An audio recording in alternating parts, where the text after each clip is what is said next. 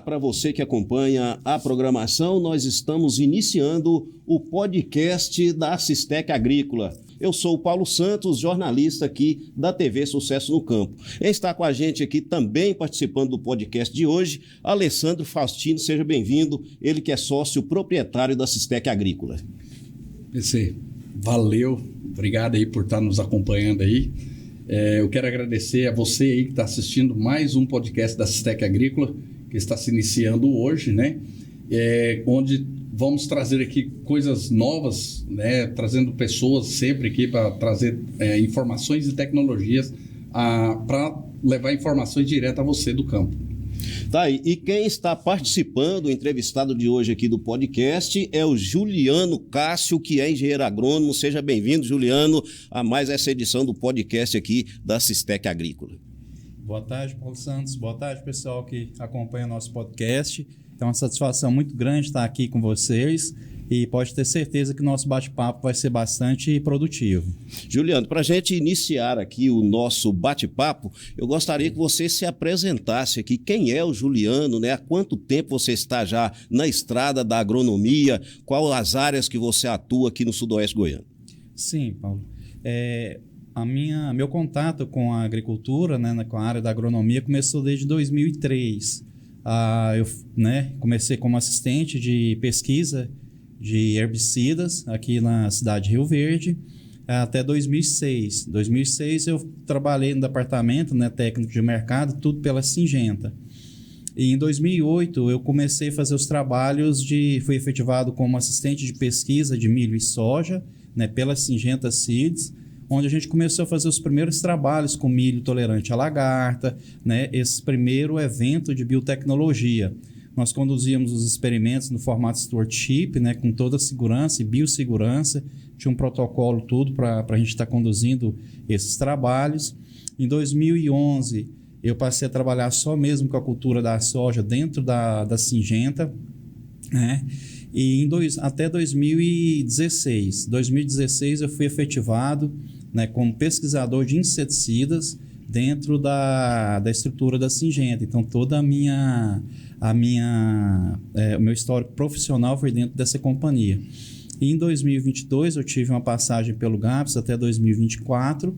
E no último ano, eu trabalhei como desenvolvimento de mercado pela empresa Microgel, né? E hoje estou aqui fazendo parte do quadro, né, de funcionários da Assistec, justamente no departamento de pesquisa e, né, desenvolvimento. A gente está aí reativando toda a nossa parte de pesquisa, gerando informações aqui no município de Jataí, justamente para a gente estar atendendo a demanda dos nossos clientes e também está somando com a agricultura aqui na nossa região. Tá certo. Alessandro, para a gente começar aqui, né, o teor do nosso bate-papo de hoje aqui com o Juliano, que é o nosso engenheiro agrônomo, que vai estar falando aqui, né, sobre esse início do plantio de safra, os cuidados que o produtor rural deve ter nesse início. Eu gostaria que você falasse também aqui sobre a atuação da Assistec Agrícola. A Assistec Agrícola está em Goiás, está no Mato Grosso. Quais regiões que ela já está atuando hoje? Então, Paulo, hoje a gente está trabalhando aí na região aqui no Sudoeste Goiano, levando aqui Jataí, Perolândia, Capônia, Piranhas, Doverlândia, e entramos agora no Vale do Araguaia também, né? Aí estamos ali em Ribeirãozinho, Torixoréu, Espigão do Leste, Confresa, São José do Xingu. Então, nós estamos naquela região ali também já atuando. Então, a gente atua no alto do Goiás, na parte baixa do Goiás, que a gente fala que é região de Piranhas, Bom Jardim, Jussara, e também atuamos agora no Vale do Araguaia.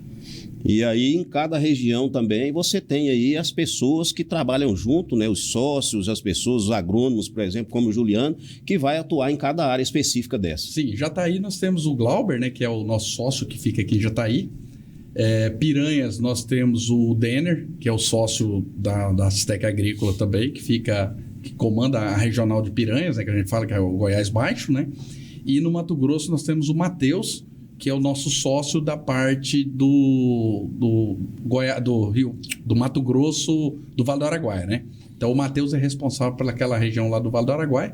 E agora, né, a gente depois de muito tempo, nós tínhamos um campo experimental no passado, né?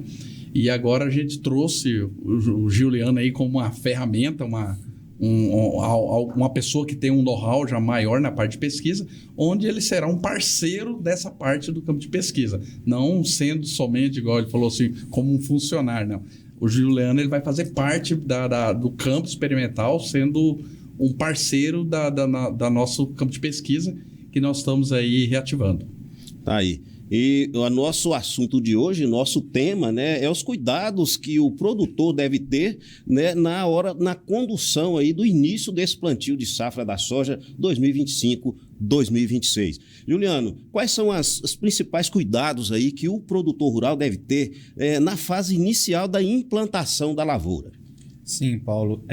Tem vários fatores, né, que interferem aí nessas tomadas de decisão. Esse dia eu estava vendo um artigo que o agricultor, antes dele dele começar a plantar, ele tem que responder pelo menos 80 questões, né, que talvez passa despercebido e ele nem se dá conta, né? Tipo, onde que ele vai comprar os insumos, como que ele vai comprar, se vai ser à vista, a prazo, tipo de variedade, condição da área dele, onde que ele vai alocar. Então, assim, tem muitas perguntas, né? Então, assim, a palavra de ordem para a situação que a gente tem passado é cautela, né? Então, assim, a gente pensando na fase inicial, a gente já vê justamente a questão de controle de plantas daninhas, né? Então, a gente está vindo aí de um período, né, de uma estiagem muito intensa, high low de temperatura, né? A gente começa com a temperatura aí de 15, 16 graus e no decorrer do dia ela chega ali a 35, 37. Então, isso muda muito a biologia da planta, principalmente plantas daninhas. Então, ela vem num período de estresse muito grande, então tem que ter um cuidado muito grande nessa fase aí de manejo dessas ervas. Então, ele tem que realmente ter muito cuidado, levar em consideração esses pontos e as ferramentas que ele vai estar utilizando, né? Pensando, né, Juliano, também assim, as aplicações que muitas pessoas querem fazer nesse início devido à seca, a planta está estressada, né? Isso. E aí, quais são assim, os cuidados, então, que a gente tem que tomar, né, nesse ponto? Isso.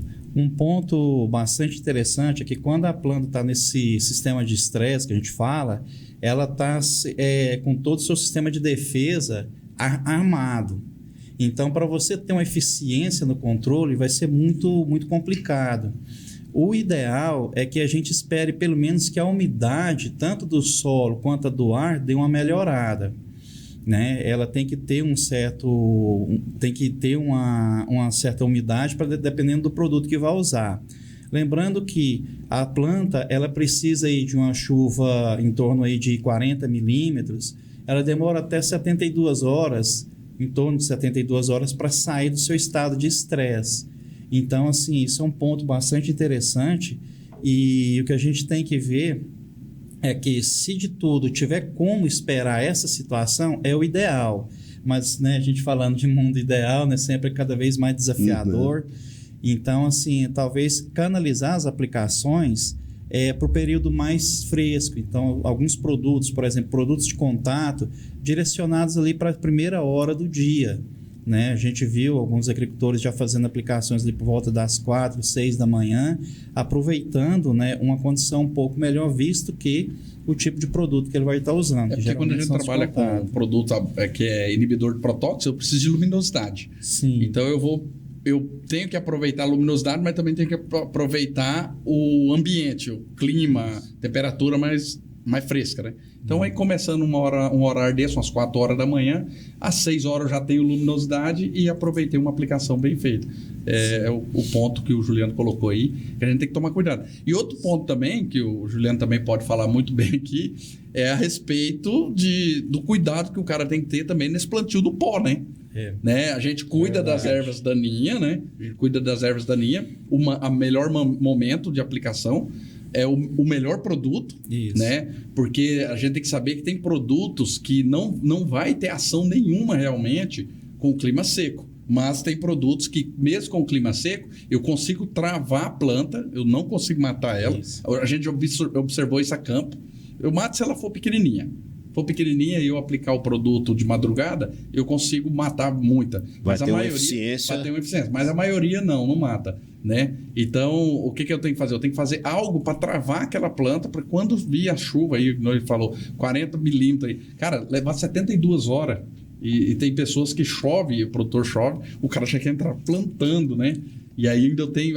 A planta já está estressada. O cara mete a plantadeira em cima. Estressa mais a planta ainda, né? Isso. Então, assim, o cuidado também, que o Juliano pode falar aí um pouco também, a respeito do plantio no pó. Tem gente que fala, eu quero plantar no pó. Sim. Lembrando também que essa aplicação do herbicida nessa fase inicial, nesse horário, também a gente tem que ver que a gente tem que adicionar um adjuvante, às vezes um óleo mineral, que pode ajudar nessa performance, né, desses produtos. O plantio no pó, eu assim, sou extremamente contra, né? Porque o que a gente tem que levar em consideração, Paulo, é que a semente ela é um organismo vivo, né? A semente ela precisa de condições para se desenvolver. Então, se eu dou um impacto muito forte, eu estresso essa semente com uma condição muito adversa dessa de temperatura e umidade, então a performance da minha lavoura ela vai ficar comprometida. E é um ditado que a gente sempre comenta, né, Alessandro, que começa errado, termina errado. Então, assim, a gente tem que ter muito esse cuidado, sabe? A gente já estressa, de certa forma, a semente com tratamento químico. Então, eu já vou, né, tem toda uma logística aí, produtos, que isso vai aderindo ao tegumento da semente e que, de certa forma, gera um impacto também, né, dentro da própria fisiologia da semente. E aí a gente ainda submete ela a um plantio nessas condições, então assim é muito complicado, né? Nós temos que ter em mente que o estabelecimento inicial da cultura é fundamental. Quando a gente pega um PMS de um cultivar que está ali entre os seus 180 gramas, 190, 170 para cima, a gente tem que ter em mente que se eu perder uma planta, né, por metro linear, qual vai ser o impacto na minha produção final? E se eu for plantar nessas condições, realmente a chance de sucesso da minha rentabilidade vai ficar completamente comprometida. Ou seja, a gente teria que acertar mesmo. O cara fala assim, eu vou plantar no pó. Ele tem que acertar que depois que ele plantar no pó, dá uma chuva suficiente para a planta germinar, não aquela chuva somente para inchar. Imagina aí, hoje é dia 9, 10? 9, né? Hoje é dia 9. Normalmente, essa época a gente já está plantando aqui em Jataí. Normalmente já está plantando, porque começa a chover no começo de outubro, final de setembro, já está chovendo bem. Então, esse ano não choveu bem, não choveu o suficiente para plantar. Ontem deu uma chuva de 5 milímetros. Em algumas áreas. Parecia que ia cair água assim para 40 milímetros ontem, né? Parecia que ia cair água. Então, assim, choveu 3 milímetros numa fazenda, 5 na outra, 7 na outra. Agora, imagina você plantando no pó. Então, isso é o cuidado. A gente está falando aqui dos cuidados, né, Juliano? Isso. É os cuidados. Imagina você tá plantando no pó e dá uma chuva dessa e o cara plantou já com 2 centímetros aí, porque ele falou assim, não, vou plantar ali mais raso, porque na hora que chover, a semente já incha ali, ela já sai. Aí ela incha e dá mais aí 4, 5 dias de seca. E não chove mais. A gente sabe que a climatologia, né, nem sempre acerta em tudo, né, Juliano? Isso. Aqui, por exemplo, estudos estão mostrando aí, estudos climáticos, que a nossa região estaria pronta para o início do plantio da soja na segunda quinzena de novembro. É isso mesmo. Se a gente analisar o ano passado, nesse período, a gente já tinha um volume, né, de pluviometria, né, maior. E a gente olhando, o que eu sempre chamo a atenção, os climatologistas, eles falam previsão do tempo. Então, é uma previsão, não é uma certeza. Então, por aí, a gente já tem que tomar, né, um cuidado maior. E a gente pensando nessa situação que o Alessandro comentou, a gente tem N possibilidades. Por exemplo, dar uma chuva que seria o suficiente só para a semente começar a embebedar e começar a aumentar de volume. Se cessa a chuva, ela não termina o processo de germinação e aquilo ali já era. Outro ponto é se às vezes dá uma chuva e forma uma crosta por cima, ali no suco de plantio. Aí ela começa a nascer, mas ela dá o chamado, ela fica com o joelho dobrado, que a gente fala, né? E ela não consegue tirar os cotilédones do solo. É como se ela estivesse debaixo de uma laje. Debaixo de uma laje. Aí ela quebra o epicótilo. E ali ela perde justamente o ponto de crescimento dela. Então, ela começa ali, ela perde a sua forma e começa a emitir ramificações laterais, ou seja, é uma planta que vai ficar comprometida. Como diz o produtor, virou um cascão. Dentro dessa linha de raciocínio que você acabou de falar, Juliano, quais são os erros mais comuns que você observa aí na condução inicial da lavoura e como podem ser evitados? Sim, a plantabilidade ele é um fator fundamental no estabelecimento da cultura, no estabelecimento ali inicial. Igual a gente estava comentando, às vezes por questão de pressa, tudo, o agricultor queira trabalhar numa determinada velocidade e isso pode comprometer tanto a distribuição quanto principalmente a profundidade. E a gente sabe que se uma planta, a semente ficar um pouco mais profunda, ela vai ter um gasto bioquímico muito grande para germinar. E a hora que ela germina, ela vai ter dificuldades, né, para se desenvolver. E vai ocorrer a chamada planta dominada. Eu estava vendo uma matéria da coordenadora da Precision Plant. E ela fez um trabalho muito interessante, eu já vi isso muitas vezes. É uma avaliação que a gente faz que é chamada velocidade de emergência. A gente faz o plantio e você vai avaliando. Vai ter sementes que vão emergir com 5 dias, algumas vão emergir com 9. E ela fez a marcação dessas plantas. A com 5 dias marcou com um enforca-gato de uma cor e outro de outra, as de 9 dias de outra cor. E ela foi conduzindo em R7, mais ou menos, fizeram uma avaliação. A planta que emergiu com 5 dias, ela tinha o equivalente a 4 hastes laterais e um volume de vagens muito maior do que as outras plantas. Então, você vê que todo cuidado no estabelecimento da cultura é fundamental. Então, a questão é ajustar bem a máquina, regulagem, não ter pressa, tem que ter capricho. Hein, Juliano? Né? E voltando um pouco, te cortando aí, você falou a respeito da aquisição, né? Ele falou da aquisição. Ele falou uma coisa muito interessante aí. A planta que sai primeiro, ela vai ser a planta que vai mais produzir vagem, sim, isso é normal.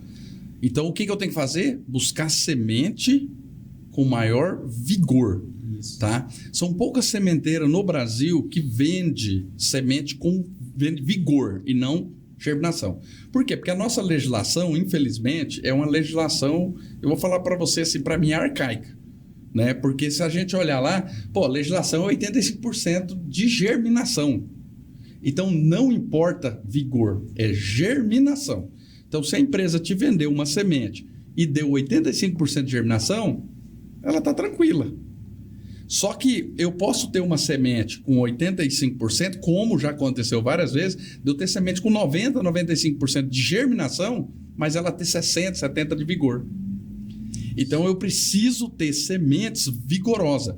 Porque não adianta eu ter uma plantadeira, que o Juliano falou aqui agora, que eu achei muito, muito bom essa colocação dele aí, de plantar legalzinho, bonitinho, plantar devagar, mas eu tenho uma semente de péssima qualidade. Aí dentro da legislação eles se preocuparam só com a germinação. Só com a germinação. Então, esqueceram no vigor, que é um fator muito importante também no desenvolvimento. Eu falo para você hoje que o vigor é o mais importante. Isso. Não é, Juliano? Isso. Hoje, para mim, o vigor é o mais importante.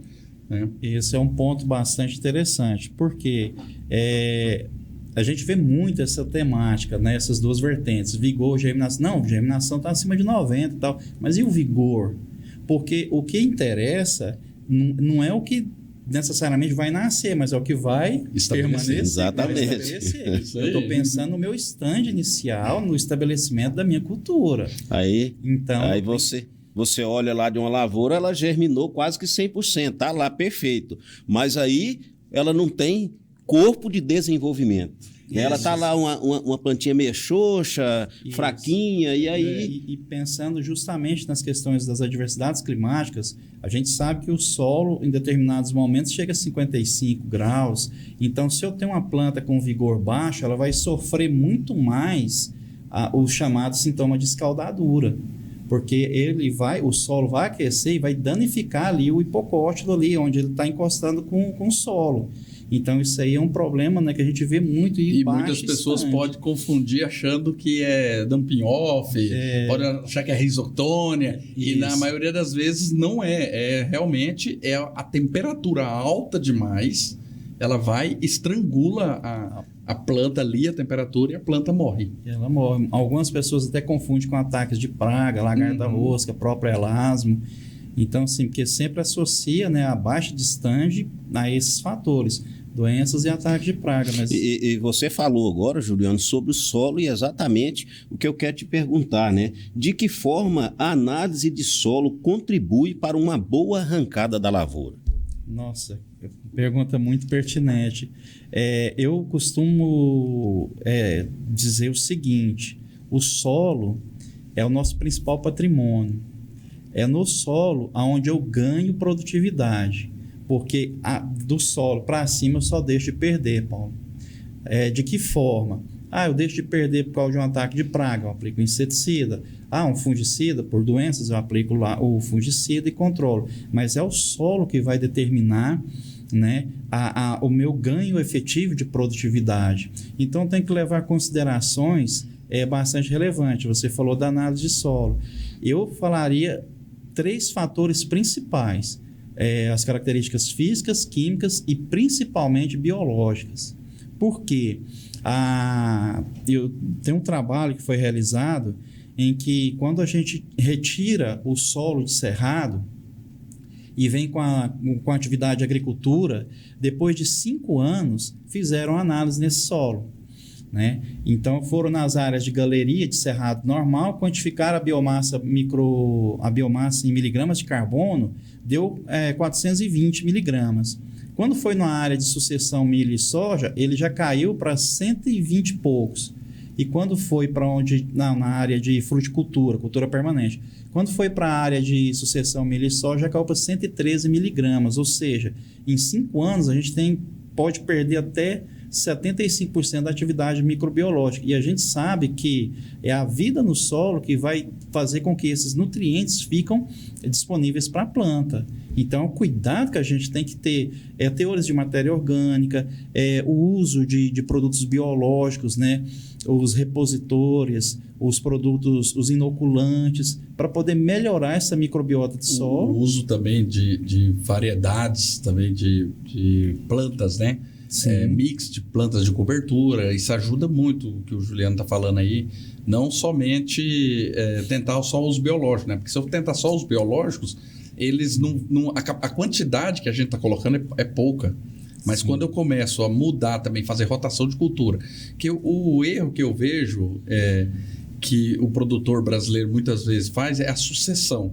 Só que, infelizmente, com o produtor, ele visa o quê? Lucro, porque ele não planta por dizer que eu planto, porque tenho que plantar porque eu gosto de plantar. Né? Não, ele planta porque tem que ter lucro. Né? E, infelizmente, com a nossa política de alimentos no Brasil, ela é um pouco instável. Então, imagina se o cara falasse assim, não, eu sei que se eu plantar soja esse ano eu vou ter uma rentabilidade, o ano que vem eu planto feijão, vou ter uma rentabilidade, no outro ano eu vou plantar algodão, eu vou ter uma rentabilidade, e não é assim que funciona. Você entendeu? Então, a sucessão de cultura acaba, né? Isso. Acaba acontecendo isso que ele falou, vai diminuindo a atividade microbiológica no solo. Não somente isso, porque a gente também, hoje, com agora ele falou, doença, a gente entra com fungicidas, inseticida, a gente entra com pragas, a gente entra com inseticidas, né? Mas quando a gente começa a trabalhar com cargas pesadas também de fungicidas, eu começo a matar fungos que eu tenho no solo. Então eu tenho que achar um jeito de repor isso. E qual que é o jeito de repor? É fazendo mix de cobertura junto com biológicos. Eu tenho que começar a fazer isso, a incentivar os produtores, a nós do meio agrícola, começar a incentivar o produtor, falar assim, cara, vamos vamos tirar uma safrinha um ano, vamos fazer um mix. Não, eu não quero tirar a safrinha, vamos fazer no meio do milho. Nós estamos fazendo trabalho já. Isso. Esse ano nós fizemos o ano passado, fizemos esse ano, o ano passado, cara, foi o primeiro ano, deu um trabalho e assim, acabou morrendo o mix, né? Sim. Esse ano nós conseguimos levar certinho, cara. E na hora nós achamos assim, vai perder produtividade do milho. Não perdeu. Teve lugar que o milho produziu bem pra caramba. Um ponto bastante interessante, o uso de plantas de cobertura, o mix. Porque as plantas elas têm uma característica específica que é de liberar exudados e atrair esses micro-organismos que são importantes para ela. Né? Então, é uma associação que ela faz. Então, quando você mantém as plantas de cobertura, você mantém a vida no solo. Então, a viabilidade desses micro-organismos é de extrema importância. Quem visa assim, novos patamares de produtividades, inserir mix de plantas de cobertura. Bastante interessante. E, Juliano, de que forma que o produtor rural pode ter uma forma acertada aí de, por exemplo, escolher a semente a cultivar correta para cada região? Certo. O que ele tem que levar em conta, principalmente, é o resultado que ele busca. É só produtividade, mas às vezes eu tenho um problema de erva daninha tolerante. Então tem que escolher, a gente tem as ferramentas de biotecnologia que permitem aplicações de herbicidas em fase de desenvolvimento vegetativo. Então, ele pensando dessa forma, ele vai escolher um material que atenda a demanda dele. Né? Às vezes ele tem um problema com o pé de galinha. A gente vê que o glufosinato nessa aplicação no pós tem ajudado. Né? Claro que ele tem que vir já pensando no manejo anteriormente, né? Vem uma sucessão e ele trabalhar ingredientes ativos. Então, esse é o principal ponto. Outro detalhe, fertilidade. A gente sabe que tem cultivares que têm uma exigência maior. Elas têm teto produtivo, mas também têm uma exigência maior. Então, tem que entender, né, os meus talhões, e eu sempre falo muito, não existe receita de bolo. Existe você conhecer sua área e posicionar os materiais de acordo com a demanda que você tem. Tem materiais que são mais exigentes em fertilidade. Tem material que já é menos exigente. Então, assim, se eu tenho uma área de alta fertilidade, eu vou buscar aquele material que eu sei que ali vai dar uma resposta maior. E nessa área, por exemplo, Alessandro, é que entra aí a questão, por exemplo, das consultorias, como a questão da Sistec Agrícola, que faz em várias regiões. Então, assim, quando o produtor ele busca a consultoria, ele vai buscar um ajuste fino, né? Porque o arroz com feijão, qualquer pessoa sabe fazer. Tem uns que sabem fazer, mas queima. Né? E aquele que queima, ele está fora da atividade. Essa é a realidade. Exatamente. Né? Agora, fazer você, com tempero que agrada todo mundo e fica bonito é o mais difícil. Porque assim, é igual você vai almoçar num restaurante. Você chega lá, o cozinheiro queima o arroz, o feijão, o que você vai fazer? Não vai voltar mais lá. Se o cozinheiro faz uma comida normal, você fala assim, lá dá pra gente ir. Porque agora, quando o cara é especialista, você fala, rapaz do céu, eu tenho que voltar lá. Não é assim? Exatamente. A mesma coisa é a consultoria. A consultoria, o produtor vai pensar nisso. E pensando assim na qualidade do serviço prestado, a Sistec, por isso que estamos reativando a pesquisa para a gente levar, né, essa resposta, porque um dos trabalhos que a gente vai fazer é justamente isso. A gente vai pegar o ponto de dor dos nossos clientes e trazer para dentro, entender e achar uma solução melhor para ele. Igual você comentou da escolha da cultivada. De repente ele tem uma área que tem nematóide. Então ele já pega identifica primeiro, identifica o nematóide, vê qual que ele tem na área e depois ele, né, decide pelo cultivar. A gente tem muitas variedades, né, que tem resistência a cisto em várias raças, então isso é extremamente importante. E o cuidado também, Juliano, que a gente observou muito, é assim, por mais que a variedade tenha resistência a cisto, as pessoas falam assim, eu tenho um material que ele é resistente a cisto, aí ele vai lá, é raça 3.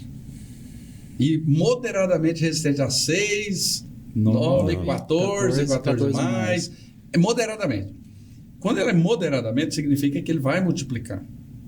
Ele vai multiplicar menos, mas vai multiplicar. Então, não deixar de usar, mesmo nesses materiais, usar a ferramenta para controle de nematóide. Sim. A gente está fazendo trabalhos com químicos, fazendo trabalho com biológicos na empresa. Por quê? Porque a gente precisa saber. E todos dão resultado. mesmo na variedade resistente. Então, assim, ó, o produtor escolheu um material bom, escolheu os microbiológicos, fez uma agricultura de precisão bem feita, ele está já com metade do caminho andado. Uma adubação bem feita, tudo bem feito. Agora não adianta o cara pegar e ir lá e fazer uma agricultura de precisão e achar que ela vai dar a resposta total. Não adianta ele comprar o melhor material para colocar numa área ruim que vai dar uma resposta total. Então, esses são os cuidados que a gente está observando e sempre falando para os clientes, ó, vamos colocar esse material aqui, vamos colocar esse outro material ali, né? Hoje mesmo a gente estava definindo áreas, antes de vir para cá, a gente estava definindo os materiais em cada talhão, quantidade, a população por talhão, já não estava... antes a gente definia por talhão, hoje nós já estava definindo por zonas dentro do talhão. Então, eu tenho um talhão que eu vou trabalhar de 11 grãos a 13,5, nós estava definindo isso, dentro de um talhão. Por quê? Porque essas coisas que o produtor tem que começar a buscar, essa tecnologia. Daqui a pouco nós já vamos estar aí com... Já chegou no mercado já a tecnologia com aplicação de herbicidas em localizado. Sim. Entendeu? Já chegou no mercado. Então, daqui a pouco isso vai estar, né, vai estar andando e cada vez mais o produtor tem que se atentar a essa tecnologia. Porque isso é uma das coisas que a gente tem que se preocupar. A tecnologia, ela ajuda, ela não atrapalha. E traz, né, o Alessandro e Juliano, uma questão econômica para o produtor rural. Sim, para porque o você já produtor. pensou, uma tecnologia, por exemplo, né, de uma máquina que vai trabalhar no solo e que vai identificar onde está uma erva daninha e só borrifar naquele lugar e vai economizar, em vez de uma outra máquina que passava jogando diretamente, aí tinha o desperdício. Paulo, em 2009, que eu me lembro muito bem, foi 2009 que começou que entrou 5 equipamentos de agricultura de precisão aqui, taxa variável, para insumos. Foi eu que consegui, corri atrás, busquei. A empresa veio e forneceu para os clientes meus. Foi os 5 primeiros que entrou em Jataí, em 2009. Então, assim, ó, eu falava para os clientes meus, cara, nós ia lá, adubava, calcareava, tudo uma taxa fixa só. De repente, a gente começou a fazer já de 10 em 10 hectares. Depois passamos para 3 em 3. Hoje, eu já tenho cliente fazendo de 1 em 1 hectare. Para você ver. Por quê? Porque a gente está buscando tecnologia. Então, assim, é igual eu falei para um cliente meu, não se assuste se daqui uns dias você vai estar com um trator autônomo dentro da fazenda. Porque há 20 anos atrás, nós nem falávamos agricultor de precisão direito. Né? Então, assim, os cuidados que o produtor tem que ter, que é o tema aqui, é porque já que já estou fazendo uma agricultura de precisão bem feita, estou com a semente bem feita, para que eu vou soltar tudo isso agora no pó? Vou comprometer todo esse sistema, né, Juliano? Todo esse sistema. Todo esse sistema. E a gente vê nessa questão que você está falando da tecnologia, do avanço tecnológico, essa questão, por exemplo, lá em 1980, né, como os gaúchos, 75, 80, 75 em diante, né, os gaúchos chegaram aqui na região do sudoeste goiano para desbravar a nossa região no plantio de soja, de milho, de trigo e entre outras culturas, né? E aí a gente analisa daquela época para agora, com o avanço tecnológico aí, que naquela época se produzia 30 sacas por hectare. Isso. Né? 35 era o top. Era o top. Quem estava muito era 35. E hoje você vê aí, inclusive, pessoas recebendo troféus aí de 180 sacas por hectare. Sim. Então, é um avanço de assustar, né? Até quem não tem... Quem não presta atenção nisso, né, Juliano? Pode até falar, gente, isso é realmente uma coisa que traz um impacto muito grande. Isso. Você comentando, eu lembrei, tem uma vaga lembrança que a gente plantava soja com 1 metro de espaçamento, né, quando começaram, e só tinham 2 variedades. Eu até lembro, a Doco e a FT Estrela. E aí, por volta de 94, 93, veio aquele problema de cancro da haste, então dizimou várias variedades. Aí tinha a cristalina também, Rapaz, que foi bastante. Época, não. Pois eu vou entregar na idade, mas eu entregar. Mas assim, eu sou da mesma época. Isso. Então, assim, vem todo querendo voltar no tempo, Juliano. Pois é, tem todo essa questão, né? E aí você vai vendo que o aumento de produtividade, né, pela mesma área cresceu muito. Então, a gente falando aí de 35 sacos, hoje, né, esses patamares, 80 sacos, igual a gente teve o ano passado, soja de 100 dias, 105 dias, produzindo, né, 78, 80 sacos. Então, assim, realmente... E a soja no passado era 145, 150. E nesse formato que você falou aí, na redução entre linhas ali do espaçamento, a gente vê também, eu tive agora recentemente, deve ter uns 2 meses atrás, em um evento, em uma fazenda, que eles plantaram lá com 45 o milho. Ah, certo. Então, assim, é uma novidade também, né?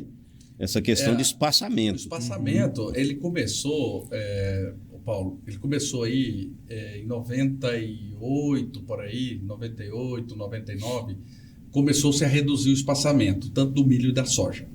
Começou a fazer alguns trabalhos, alguns testes. Então, assim, boca de milho não se achava com espaçamento de 50 nem 45, né? Eu vi, assim, que realmente a entrada dessa ideia do espaçamento do milho reduzido, ela começou mesmo em 2005, 2006. Mas ainda há produtores aqui no Jataí, que eu conversei até com esse tempo atrás, que planta com espaçamento de 90. Ah, é errado? Não, produz bem. A ideia de juntar o espaçamento, qual que foi a ideia? Primeiro, otimizar plantio de soja e milho, que eu não preciso ficar mexendo na plantadeira. Safrinha, ajudar a buscar mais água, né? A ter como é que fala? Um aproveitamento maior, né? da água, né? No milho, porque daí eu saí de 5 grãos por metro para 2,5, 2,8, às vezes 3, né? No espaçamento de 50, 45 aí, né? Então, isso aí ajudou muito. Mas tem alguns trabalhos mostrando que com essas sojas nossas hoje, que são sojas que engalham muito, já tem alguns trabalhos mostrando que com espaçamento de 60 também elas produzem muito bem. Qual que é o problema disso quando você abre mais espaçamento? Uma vantagem, entrou mais luz, eu vou atingir mais luz no bacheiro, a tendência é pesar mais o grão de soja. Porque quando eu planto, quanto mais eu arrocho ela, né, ela vai fechar mais, menos luz. Hoje, com as tecnologias de soja mais lanceolada, entra mais luzes, né? Mas eu tenho sojas que estão engalhando bem. Uma das desvantagens que a gente ainda vê nisso é a questão de mato competição. Ah, mas tem umas tecnologias agora que está vindo aí, que é você pegar, fazer o pré-emergente, planta a soja, 20 dias depois entra com outro pré-emergente em cima da soja junto com o pós-emergente. Ele é um pré-emergente que pode usar no pós-emergente da soja para eles acabar de segurar a sementeira para frente. Tá? São tecnologias que estão entrando. Eu ainda não fiz, a Astec não fez, não sei se o Juliano fez alguma coisa, se ele fez, você pode até falar de algum trabalho desse de resposta a esses pré-emergentes, mas eu ainda prefiro trabalhar com espaçamento de 50 aí, né, para mim fechar um pouco mais a soja mais cedo e ter menos mato competição. É isso mesmo. Tem sim esses produtos, né, que pré-emergente, mas pode ser aplicado na pós-emergência da soja, mas não tem trabalhos assim tão realizados, tão efetivos, né?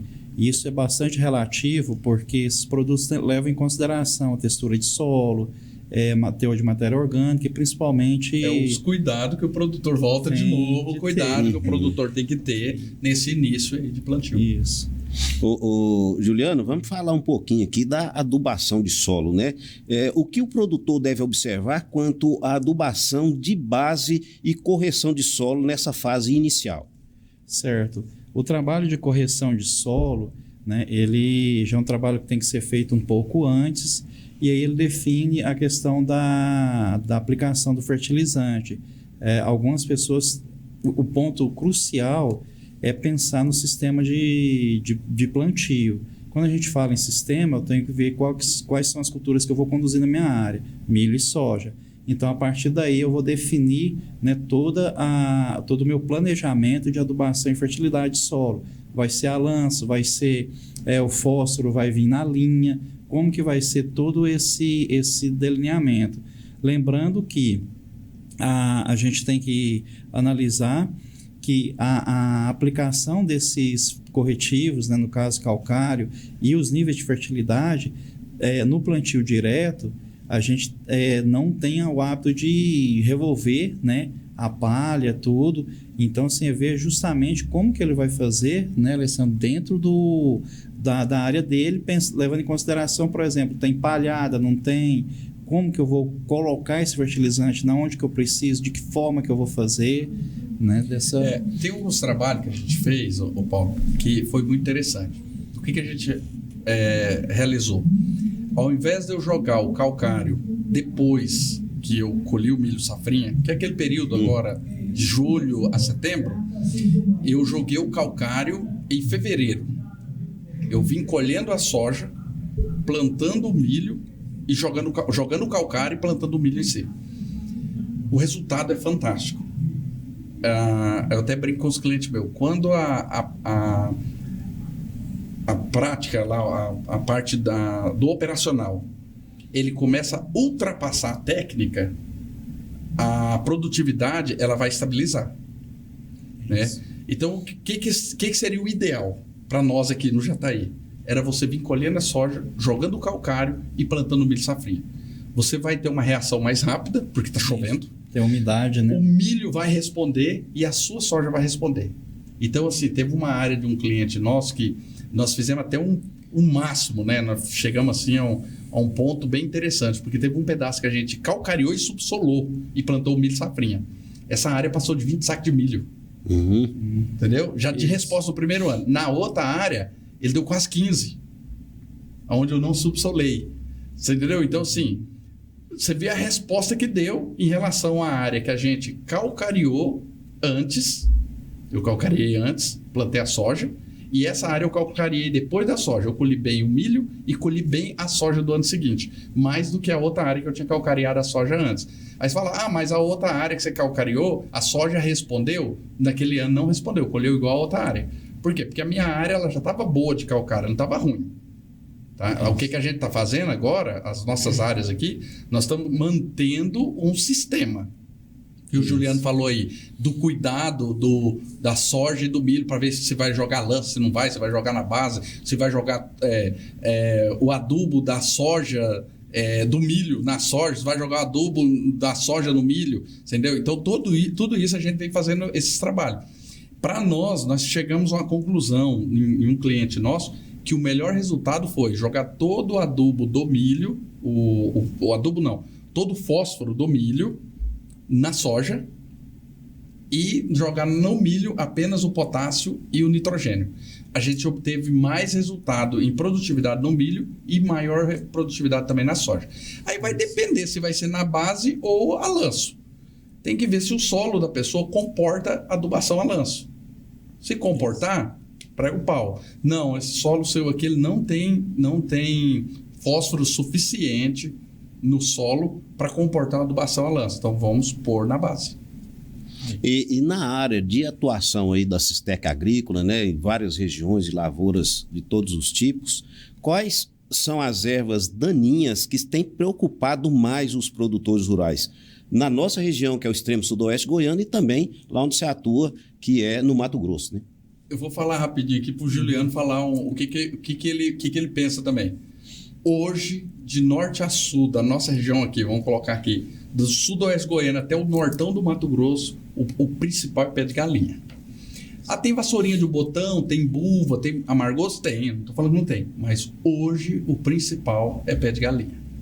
E aí, Juliano, eu queria que você falasse qual seria aí o que o produtor tem que fazer nesse caso, por exemplo, porque tem uma lavoura, por exemplo, que ela está muito atacada por pé de galinha. Sim. De que forma que ele pode ir diminuindo, né, essa questão para pelo menos ter um controle, né, para a hora que ele plantar, por exemplo, plantou essa safra, deu lá uma quantidade, na próxima safra, para ter uma amenizada para o produtor. De que forma que ele tem que fazer?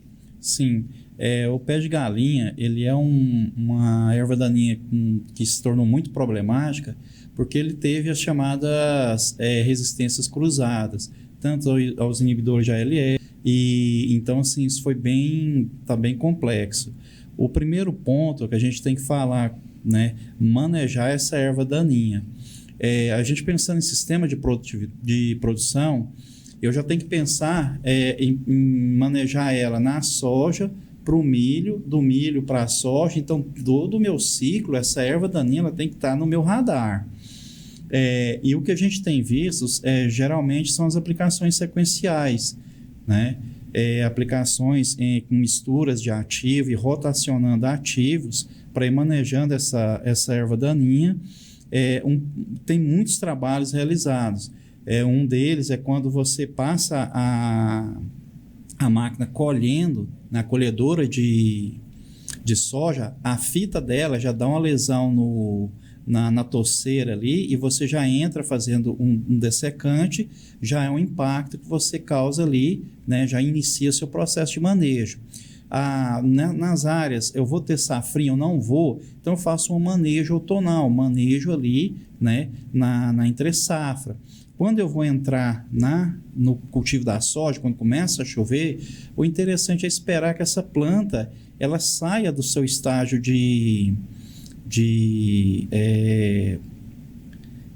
como que é? Estresse. Seu estágio de estresse, né? Para que você consiga ter uma efetividade maior, né? Mas aí o agricultor fala, mas as minhas torceiras estão grandes, tudo. Mas se você já implementou o manejo, você tem um sucesso maior no seu controle. O que a gente vê é que o problema foi estabelecendo e às vezes o agricultor quer uma ferramenta que ele aplica e resolve. E não é assim, ela já está resistente, já está tolerante, a gente já veio dando pancada, a gente veio selecionando ao longo de vários anos. Então, é igual um inseto praga. A gente às vezes vem com uma prática e você quer resolver, quer ter um produto, uma ferramenta que resolva de uma vez. E a gente sabe que os organismos biológicos, a principal função dele é perpetuar a espécie, e ele vai arrumar um jeito. Então, se eu não pensar justamente nessa seleção de ervas daninhas, de insetos, eu vou ter um problema um ano após o outro, né? Por isso que o produtor tem que pensar bem na hora dele fazer os controles dele e não botar na cabeça só o uso de glifosato. Né?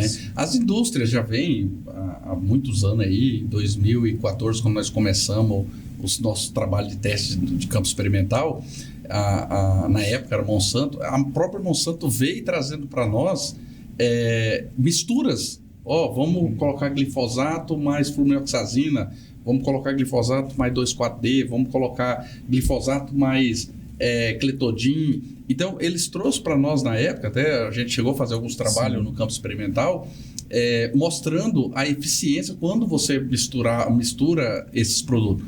Porque o glifosato, quando ele veio para o Brasil como uma ferramenta do plantio direto, né, que ele foi uma ferramenta realmente que ajudou demais o plantio direto, tinha produtor que ele fazia o quê? Ele plantava a soja, depois quando veio o advento RR, né? Porque até então era convencional, se dessecava a área e depois vinha fazer os pós-emergentes. Quando veio o advento RR, o que o produtor fez? Ele plantava soja e muitos produtores nem dessecavam a área. Eles não faziam. Eles deixavam a soja, quando a soja estava mais ou menos assim 20 centímetros, 25 centímetros de altura, eles vinham e metiam uma pancada de glifosato, limpavam e falavam assim, olha o tanto que minha soja ficou bonita. Entendeu? Então, assim, isso foi um dos problemas que começou a ter o caso de resistência. Né? Por quê? Porque foi selecionando. O glifosato é um produto bom, ele não é um produto ruim. Ele também não é o salvador da pátria. Né? Ele é o produto para ser usado acompanhado sempre com outro produto que ajuda a controlar a parte da resistência. E aí tem também os lançamentos, né? Os novos produtos que chegam também para complementar essa situação. Né? E até esse tempo atrás a gente estava discutindo sobre isso. Os produtos antigos estão voltando com formulações novas. Então, se você pegar um produto antigo e pegar um novo agora, com um princípio ativo antigo, aí você pega com formulação nova e pega o produto antigo e coloca lado a lado, você vai ver que com formulação nova é outra coisa. Sim. Então, a tecnologia está aí para ajudar. Então, os cuidados que o produtor... Voltando de novo, qual o cuidado que o produtor tem que ter? Cara, o produto que você for aplicar, escolha produtos com tecnologia nova. Porque não adianta a gente pegar produto que a gente sabe que não vai dar, que ele é o antigo, que o resultado dele é pequeno. Não é só o princípio ativo que vai dar o resultado, é a formulação daquele princípio ativo que vai ajudar o resultado. Isso mesmo. Eu gostaria também aqui de fazer um questionamento para o Juliano, para você também, Alessandro, sobre como equilibrar os custos de produção e investimentos iniciais sem comprometer o desempenho da lavoura? Rapaz, sinceramente, não é fácil hoje, na atualidade. Se você perguntasse isso para mim há 10 anos atrás, eu ia falar para você, cara, tá fácil porque o produtor ele está conseguindo um preço melhor na soja, ele está jogando aqui, fazendo ali. Hoje, a gente estava fazendo custo. Esse ano, se a gente manter o preço de soja do preço que está, vai trocar 6 por meia dúzia. Então, não está fácil. Então, o que eu explico para o produtor é o seguinte, não tenta economizar produto.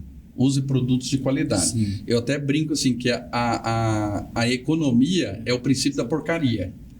Então, assim, não é economizar, é usar o momento certo. Por isso que a consultoria, a gente fala muito para os clientes, assim, que a consultoria ela está ali, não é para fazer o cara gastar, é para fazer o cara usar o produto da maneira certa. Por quê? Eu sempre falei um negócio para todos os clientes meus, não existe produto ruim no mercado. Existe produto mal posicionado ou produto mal aplicado. É aquele produto que você não pode aplicar em determinado horário, é aquele produto que você não pode aplicar uma dose menor. Então, assim, tudo isso é aquele produto que eu não posso aplicar no estágio da planta errado. Então, tudo isso o produtor tem que olhar, porque para equilibrar custo na nossa atualidade, não está fácil. Não está fácil. E pensando nesse contexto, você iniciou o nosso bate-papo falando do tal do plantio no pó. Agora imagina eu ter que ir para o mercado agora e recomprar a semente porque a minha perdeu. Então uma brincadeira dessa hoje, vou jogar assim numa média, hoje uma semente, hoje o custo por hectare está em torno de uns R$700. Semente. Aí eu tenho o TS, isso. Eu tenho, né, o fungicida, inseticida, o biológico, eu tenho o produto da linha que eu pus, você entendeu? Então, assim, eu tenho o óleo diesel que eu gastei para plantar, e aí eu volto tendo que refazer tudo aquilo de novo. Só essa brincadeira, Paulo, vai custar 10 sacos de soja. Agora, dentro desse cenário de margem estreita, então é o que o Alessandro comentou, por isso que a consultoria está aí justamente para dar esse suporte. E a consultoria com a pesquisa, a gente cerca todas as incógnitas, né? E traz cada vez mais um posicionamento assertivo, né? Para o agricultor, para os nossos clientes, para a gente estar seguindo firme aí, né? E um outro detalhe que eu vou falar aqui antes de acabar, o tempo, cara, nossa, tá acabando, a gente começa a conversar. Bate um papo aqui, o trem vai que é a bala. Mas uma das coisas que eu quero falar também, um dos principais problemas da nossa região, tá? Algumas regiões ainda não tem esse problema, a nossa região tem um problema muito sério que é coró. Então o produtor toma cuidado, olha se a área que você está plantando, se tem coró, cavuca antes, vai lá, pega o seu técnico de campo, a consultoria, cavuca lá, puxa a orelha do consultor, fala para ele, vai lá olhar se tem coró na minha área. Por quê? Porque, rapaz, coró tira produtividade e muito.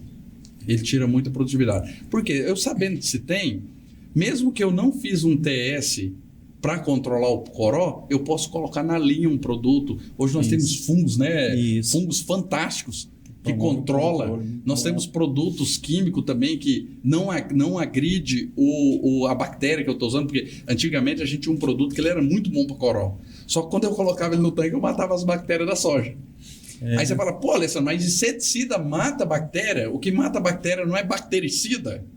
Isso. Não é? Exatamente. É bactericida. Só que o problema é que o que mata a bactéria é pH.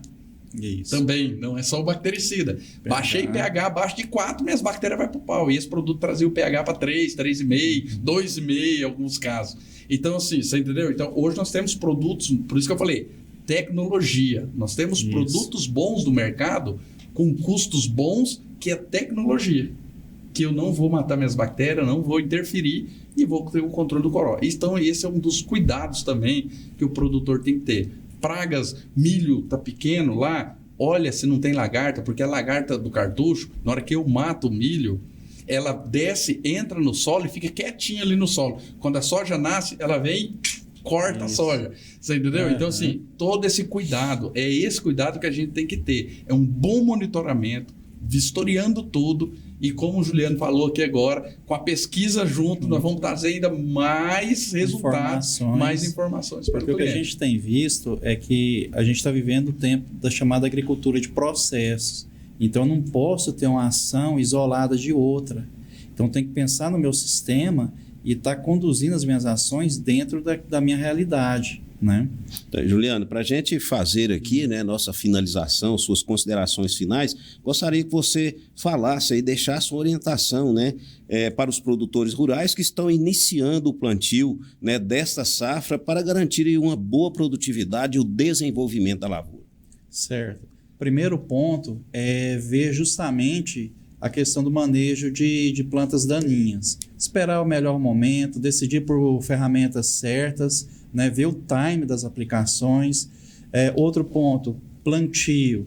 Fazer com cuidado, com capricho, não querer fazer nada apressado. Pensa no estabelecimento inicial da sua cultura. Cada planta é importante, cada grão é importante. E se a gente perde plantas por metro, a gente não vai ter o stand que vai atingir os tetos produtivos. Monitoramento, sejam bastante efetivos nos monitoramentos. A gente sabe que quando tem o veranico, determinados tipos de praga ataca, a gente tem visto a diabrótica dando muito trabalho, né? Então, assim, tem que ter, sim, essa atenção e acompanhar mesmo, monitoramento em todo o tempo. Não é momento mais a gente pensar em calendarizar aplicações, ações, estar sempre na lavoura, né? Porque estamos vivendo dias, né, tempos de margem muito curta. Então, cada erro pode custar muito, né, para a gente. Então, a palavra de ordem é cautela, né? Muito cuidado, pense 2, 3, 4 vezes, procure orientação técnica. É fundamental, nesses momentos, estar procurando uma orientação com o pessoal com mais experiência, que já está nesse ramo, né? E eu acredito que essa soma de ações vai sim promover, né, uma produtividade interessante. A gente vai atingir sim esse teto produtivo, a produtividade esperada, né?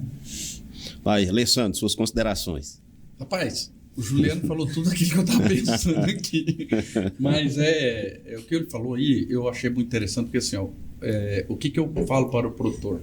Ele falou uma coisa interessante. Não tenha pressa. Não precisa ficar ansioso. O que a gente tem que fazer é o seguinte: espera dar uma chuva legal, espera a capacidade de campo, plante tranquilo. 1, 2 ou 3 dias não vai fazer diferença na sua produtividade. Não vai fazer. Às vezes a pessoa entra naquela loucura e fala assim: eu tenho que plantar rápido, porque eu já estou plantando atrasado, eu tenho que plantar rápido. E o cara desce a lenha plantando a 8, 9 por hora com uma plantadeira que não pode plantar mais do que 5 por hora. Então, assim, esse é o cuidado que eu falo para o produtor. Não precisa ficar desesperado, porque a chuva ela nunca deixou de cair. Ela atrasa, já teve anos nosso de começar a chover bem mesmo, de 20 de outubro, já aconteceu isso. E teve anos de começar a chover dia 20 de setembro. E nós nunca perdemos a safra e nunca perdemos a safrinha. Então, assim, essa história de que é um ano atípico, desde quando eu me formei, eu escuto: esse ano é um ano atípico. E às vezes eu me pergunto: qual ano que é o ano típico? Entendeu? Então, assim, já aconteceu o caso da gente plantar anos tarde e colher muito mais do que anos que a gente plantou no cedo.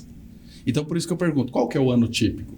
O que a gente tem que fazer é o seguinte: espera um melhor momento e o produtor vai lá e faça tudo aquilo bem feito, porque nós investimos alto em adubação, investimos alto em semente, investimos alto em inseticida, fungicida, herbicida, investimos alto num sistema e nós colocamos no chão e esperamos que lá na frente dê resultado. Um laboratório a céu aberto, que pode ter uma frustração. Então vamos fazer bem feito, porque tudo que começa bem feito termina bem feito. Tá aí, este foi o podcast da Sistec Agrícola. A gente vai ficando por aqui e volta a qualquer momento trazendo mais informações para você, produtor rural.